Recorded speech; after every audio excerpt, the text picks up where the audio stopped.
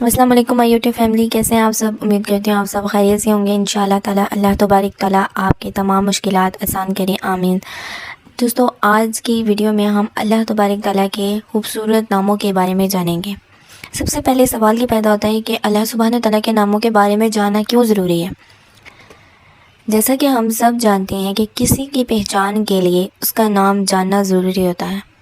عام روزمرہ زندگی میں بھی ہم دیکھتے ہیں کہ کسی بھی چیز کے ساتھ خوبصورت تعلق نہ ہو، خوبصورت معاملہ اور اس کی خوبصورت پہچان اسی وقت ہوتی ہے جب ہمیں اس کا نام معلوم ہوتا ہے۔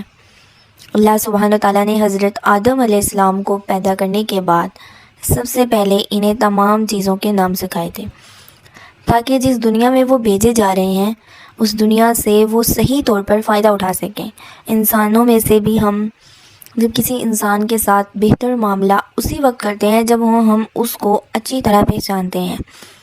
کسی بھی تعلق میں جتنی اچھی پہچان ہوتی ہے، دوسرے کی شخصیت کے بارے میں جاننا زیادہ آسان ہو جاتا ہے۔ جتنا ہم کسی دوسرے کی شخصیت کے بارے میں جانتے ہیں، اس کے ساتھ پھر اسی کے لیول اور اسی کے درجے کے مطابق ہم اس کے ساتھ معاملہ کرتے ہیں، اور پھر معاملے میں آسانی بھی ہوتی ہے، کام بھی آسان ہوتا ہے۔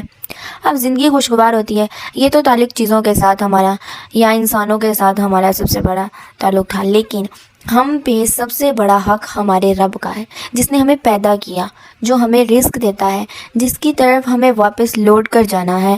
اس کے ساتھ ہمارا تعلق اسی وقت درست ہو سکتا ہے جب ہم اس کو پہچانتے ہوں، اور اس کی پہچان کے لیے اس کے ناموں کو جاننا، اس کی صفات کو جاننا بے حد ضروری ہے۔ دوستو، اللہ سبحانہ تعالیٰ نے ہمیں اپنی عبادت کے لیے پیدا کیا ہے۔ اس عبادت کا حق اس وقت تک ادا ہو ہی نہیں سکتا جب تک ہم اپنے معبود کو، یعنی جس کی ہم عبادت کرتے ہیں، اس کو جانتے نہ ہوں۔ ہم اس پر ایمان رکھتے ہیں، لیکن ہمارا ایمان جو ہے وہ اس وقت تک کمپلیٹ نہیں ہو سکتا، کامل نہیں ہو سکتا جب تک ہم اس کو جانتے نہ ہوں۔ جس پر ہم ایمان رکھتے ہیں، تو اس کے لیے ہم سب کے لیے بے حد ضروری ہے کہ ہم اپنے خالق و مالک کو پہچانیں، اور اس کی پہچان کے لیے اس کے ناموں کو جاننا، اس کی صفات کو جاننا بہت ضروری ہے۔ اللہ سبحانہ تعالیٰ پر ایمان، اس کے تقاضے اسی وقت پورے ہو سکتے ہیں جب ہم اس کی صفات کو جانیں گے۔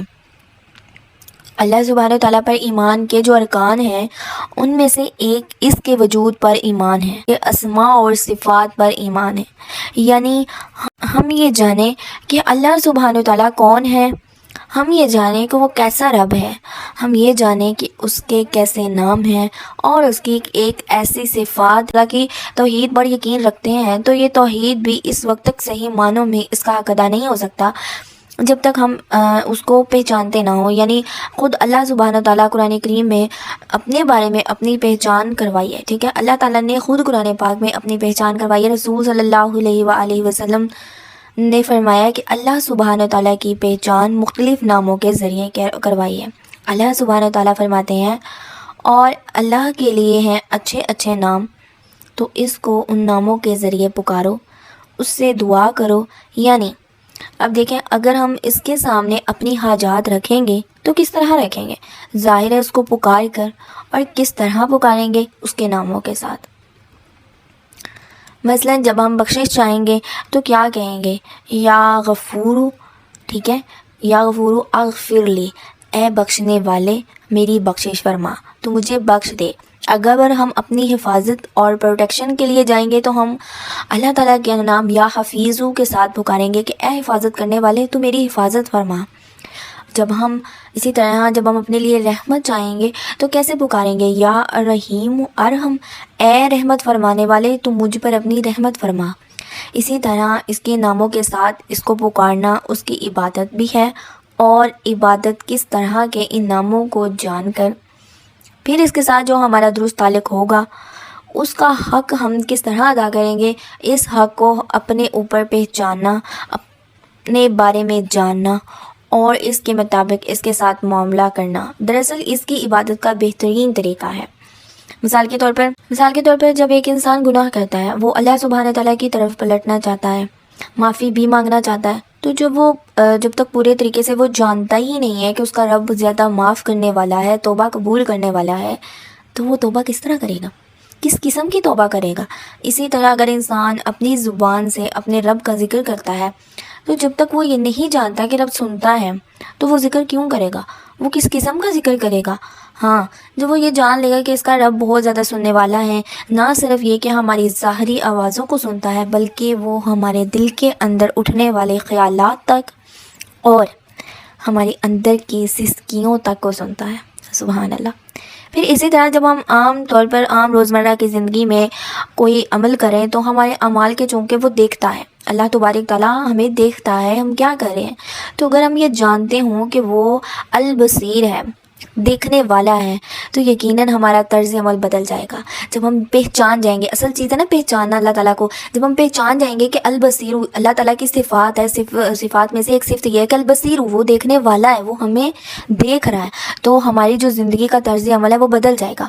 تو اسی طرح اگر ہم یہ جانتے ہوں کہ وہ ہمارے دل کے اندر اٹھنے والے خیالات اور وسوسوں تک کو جانتا ہے، تو یقیناً ہم اس کے لطیف ہونے پر یقینی طور پر ایمان رکھیں گے۔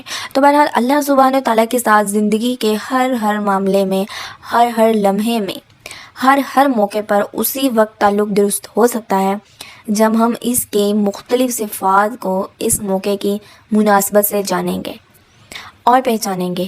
یہ بھی یاد رکھیں کہ اس علم کا حاصل کرنا تمام علوم سے زیادہ ضروری ہے۔ ہمیں یونیورسٹی کی تعلیم حاصل کرنی ہے، ہمیں کالج جانا ہے، اسکول جانا ہے، ہمیں یہ کرنا ہے، ہمیں وہ کرنا ہے، لیکن ان سب علوم سے زیادہ اس علم کا جو ہے وہ ہمیں حاصل کرنا ضروری ہے، اور اس کا فائدہ نہ صرف آخرت میں ہے بلکہ دنیا میں بھی ہوگا انشاءاللہ تعالی۔ اللہ سبحانہ تعالیٰ کا ہم پر سب سے زیادہ حق ہے، ٹھیک ہے، اس کا حق ادا کرنے کے لیے اس کی پہچان ضروری ہے، ٹھیک ہے، ہمیں اللہ تعالیٰ کی پہچان ضروری ہے، اور اللہ کی پہچان کے لیے علم حاصل کرنا ضروری ہے۔ اللہ تعالیٰ قرآن کریم میں فرماتے ہیں، جان لو کہ اس کے سوا کوئی الہ نہیں مگر وہی، گویا اس کے ایک الہ ہونے کو جاننا اور اس کو سمجھنا بھی ضروری ہے، اور اس سمجھ کے لیے ہمیں قرآن و سنت کے مطالعے کی ضرورت ہے، کیونکہ اللہ سبحانہ تعالیٰ کے حقیقی نام خود اللہ سبحانہ تعالیٰ کے سوا کوئی نہیں بتا سکتا۔ اللہ تعالیٰ نے وحی کے ذریعے اپنے نام اور اپنی صفات کا ذکر قرآن مجید میں کیا ہے، اور اپنے ناموں کے بارے میں خود رسول صلی اللہ علیہ وآلہ وسلم کو بذریعہ وحی علم عطا کیا، اس لیے کہ اگر ہم واقعی کچھ جاننا چاہتے ہیں تو ہمارے لیے یہ دو بڑے سورسز ہیں، یعنی قرآن و سنت کا مطالعہ، یہ ضروری ہے۔ تو انشاءاللہ ہم قرآن و سنت کے ذریعے جو ہے وہ اللہ تبارک تعالیٰ کے تمام ناموں اور اس کی صفات کو پہچانیں گے بھی اور یاد بھی کریں گے انشاءاللہ تعالیٰ، تاکہ ہم اللہ تعالیٰ کا صحیح حق ادا کر سکیں، اور اگر ہم اس کا حق ادا کریں گے تو وہ ہم سے راضی ہو جائیں گے، اور اگر اللہ ہم سے راضی ہو جائے گا تو ہی ہمارے لیے کامیابی اور نجات کی راہ کھلے گی۔ جیسا کہ میں پہلے کہا ہے کہ اللہ سبحانہ تعالیٰ کی وحدانیت کو جاننے کے لیے بھی خود اللہ سبحانہ تعالیٰ ہی کی طرف رجوع کرنا پڑے گا، اس کے بارے میں اللہ سبحانہ تعالیٰ نے خود حکم بھی دیا ہے، اللہ تعالیٰ نے حکم دیا ہے، اسی طرح رسول صلی اللہ علیہ وسلم نے فرمایا، جو شخص اس حال میں فوت ہوا کہ اسے علم تھا کہ اللہ کے سوا کوئی معبود پر حق نہیں ہے تو وہ جنت میں داخل ہوگا۔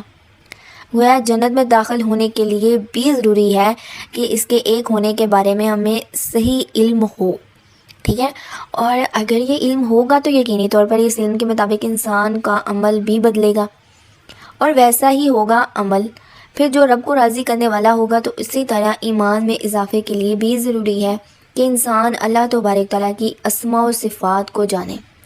انسان کا ایمان جس درجے میں بڑھتا ہے اس کا عمل اسی درجے میں خوبصورت ہوتا ہے، کیونکہ اس کی پہچان جتنی زیادہ ہوگی، اس کا احساس دل میں جتنا زیادہ گہرا ہوگا، اسی اعتبار سے انسان کی عبادات کے اندر اپنی جو ہے وہ محبت پیدا ہوگی، اس میں لطف پیدا ہوگا، اور انسان دل و جان کے ساتھ، دل کی نشاط اور سرور کے ساتھ اللہ سبحانہ تعالیٰ کے آگے جھکے گا۔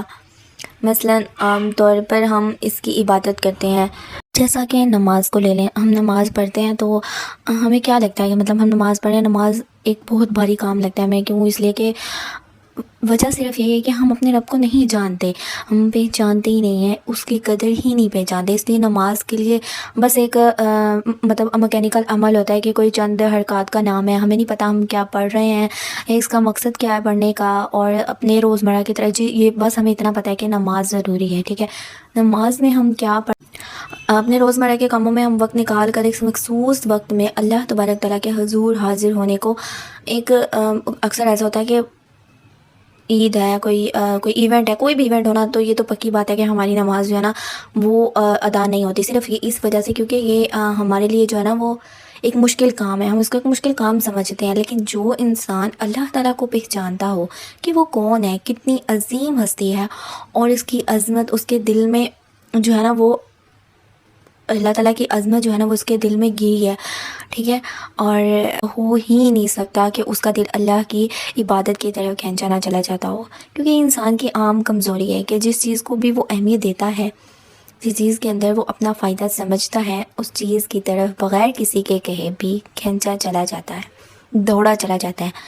مثال کے طور پر اب ہمیں دیکھ لیں کہ ہم اپنے ارد گرد بھی دیکھتے ہیں کہ ہم انسان کو مال سے اتنی محبت ہے، تو جہاں اس کو معلوم ہوتا ہے نا کہ اس مال جو ہے نا وہ اسے مال یہاں سے حاصل ہو سکتا ہے، کسی کو کہنے کی ضرورت ہی نہیں ہوتی، انسان کو جو ہے نا وہ دوڑ کر ان راستوں پر، ان جگہوں پہ پہنچتا ہے جہاں سے اس کو مال حاصل ہونا ہوتا ہے، ٹھیک ہے۔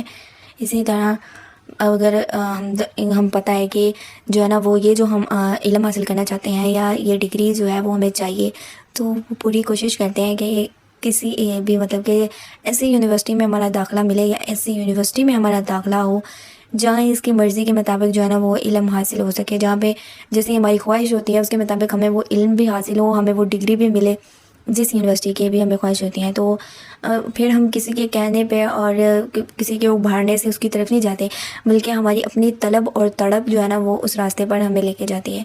تو دوستو جب انسان کو اللہ سبحانہ تعالیٰ کی پہچان ہو جاتی ہے تو پھر اللہ سبحانہ تعالیٰ کی طرف جانے اور اس کی طرف جانے اور اس کے آگے جھکنے میں شرم نہیں آتی۔ حقیقت یہ ہے کہ اللہ تعالیٰ کی پہچان دلوں کے اطمینان کا سبب ہے۔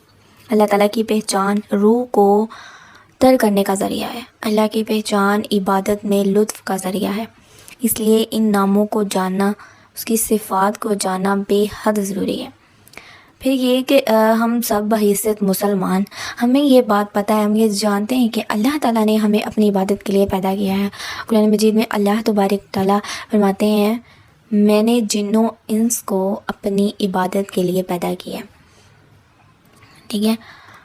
اللہ تعالیٰ نے جو ہے نا وہ انسان کو اپنی عبادت کے لیے پیدا کیا ہے، تو عبادت کی بھی ایک مطلب روح ہے، اس کی اصل روح کیا ہے کہ اللہ کی پہچان، اور جیسے ہی پہچان ہوگی، جیسے ہی ہمیں معرفت ہوگی، ایسے ہی اس کی ذات پر یقین اور اس پر اعتماد ہوگا۔ جیسا یقین اور اعتماد اسی کے مطابق مطلب جتنا ہمارا یقین ہوگا، جتنا ہمارا اس ذات پہ اعتماد ہوگا، ہم اس لحاظ سے جو ہے نا وہ اس کی طرف رجوع کریں گے۔ اگر ہمیں پہچان ہوگی، ہمیں پتہ ہوگا کہ ہمیں جو ملنا ہے، ہم نے جو حاصل کرنا ہے، ہم نے اپنے رب سے حاصل کرنا ہے، تو ہم اسی کی طرف جائیں گے۔ ہم کسی انسان کو اپنی مشکلات بیان نہیں کریں گے، ہم نہیں بتائیں گے میں تکلیف میں ہوں، ہم نہیں بتائیں گے مجھے یہ چاہیے۔ کیوں؟ کیونکہ ہمیں پتہ ہے کہ ہمیں پہچان ہو چکی ہوگی کہ یہ ہمارے رب نے دینا، تو ہم اس کی طرف جو ہے وہ رجوع کریں گے۔ اسی طرح اللہ سبحانہ تعالیٰ نے خود قرآن کریم میں ان ناموں کا واسطہ دے کر، ان ناموں کے ذریعے مطلب کہ اللہ تبارک تعالیٰ نے اپنے ناموں کا وسیلہ بنا کر دعا مانگنے کا حکم دیا۔ اس طرح صحیح مسلم کی ایک روایت ہے، اس میں بھی حضرت ابو ہریرہ جو ہے وہ روایت کرتے ہیں کہ رسول صلی اللہ علیہ وآلہ وسلم نے فرمایا، اللہ تعالیٰ کے 99 نام ہیں، جس نے انہیں محفوظ کیا وہ جنت میں داخل ہوگا۔ اور اللہ تعالیٰ کے اسماء جو ہیں وہ ان کو گن کر محفوظ رکھنے کے کچھ مرتبے اور کچھ درجے جو ہیں وہ میں آپ کے ساتھ شیئر کرتی ہوں کہ بندہ جب ان ناموں کو یاد کرتا ہے تو جنت میں داخل ہوتا ہے۔ یاد کرنے سے مراد زبانی میمورائز نہیں کرنا، بلکہ اس کا پہلا مرتبہ، اب جو ہے نا ہم اس کے مرتبے کی بات کرتے ہیں کہ پہلا مرتبہ ہے کہ ان کے الفاظ کو گننا اور شمار کرنا، دوسرا مرتبہ ان کے معنی اور مفہوم کو جاننا، تیسرا مرتبہ ہے ان کے ساتھ دعا مانگنا، کیونکہ اللہ سبحانہ تعالیٰ نے فرمایا ہے اور اللہ ہی کے لیے ہیں اچھے اچھے نام، بس تم اس کو ان کے ناموں کے ساتھ پکارو، اور اللہ کے ناموں کے ساتھ دعا مانگنے کا کہ اللہ تعالیٰ فرماتے ہیں کہ میرے اچھے اچھے نام ہیں، بس تم اس کو ان ناموں کے ساتھ پکارو۔ اور اللہ کے ناموں کے ساتھ دعا مانگنے کے 2 مرتبے ہیں۔ نمبر 1 دعا عبادت، تعریف اور عبادت کی دعا۔ نمبر 2 طلب اور مانگنے کی دعا۔ اللہ ताला की तारीफ़ नहीं की जा सकती मगर अल्लाह सुब्हानहू ताला के खूबसूरत नामों के ज़रिए।